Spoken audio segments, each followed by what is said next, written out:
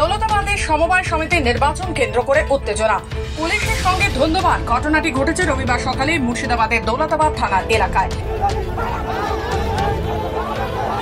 Vote গ্রহণ কেন্দ্রের আশেপাশে জড়ো হতে থাকে তৃণমূল ও কংগ্রেসের বাম জোট সমর্থক। কিছুক্ষণ পরে তৃণমূল ও কংগ্রেসের মধ্যে বচসা শুরু হয়। এরপর হাতাহাতি। পরিস্থিতি নিয়ন্ত্রণে আনতে দৌলতাবাদ থানার পুলিশ লাঠিচার্জ করে। মুর্শিদাবাদের দৌলতাবাদ সমবায় নির্বাচনকে কেন্দ্র করে রীতিমতো রণক্ষেত্র তৃণমূল ও কংগ্রেস সিপিএম জোটের মহারাজপুর SKUS লিমিটেডের। রবিবার ভোট ছিল মোট 6টি জোনে।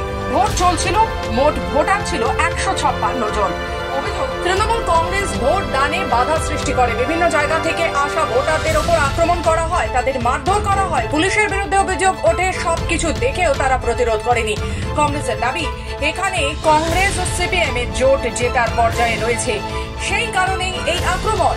কি বলবো বলুন তো, শেষ থেকে শুরু করব না প্রথম থেকে শেষের দিকে যাব, আমি তো নিজেই বুঝতে পারছি না।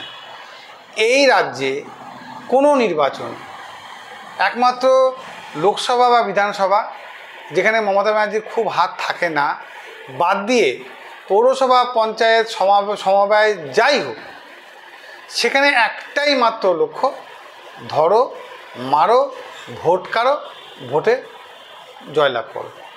এছাড়া কোনো তত্ত্ব পশ্চিমবঙ্গ সরকার মানুষের কাছে তারা উপস্থাপনা করতে পারেনি। ফলে আজকের ঘটনাটাও ঠিক তার ব্যতিক্রম নয়। দৌলতাবাদ হাই স্কুলে আজকে সমবায়ের ভোট হচ্ছে। অনেক দিন আগের থেকেই শাসক দল জানে যে অন্ততপক্ষে এই সমবায় নির্বাচনে তাদের অবস্থা ভালো না, শাসক দলের অবস্থা ভালো না, শাসক দলের মানসিকতাও ভালো না।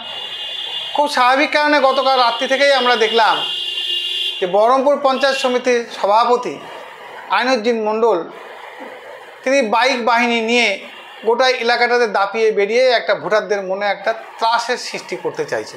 এই ঘটনায় কংগ্রেসের 2 জন ও তৃণমূলের 3 জনকে আটক করেছে দৌলতাবাদ থানার পুলিশ। মুর্শিদাবাদ থেকে গোপাল ঠাকুরের রিপোর্ট, খবর বাংলা।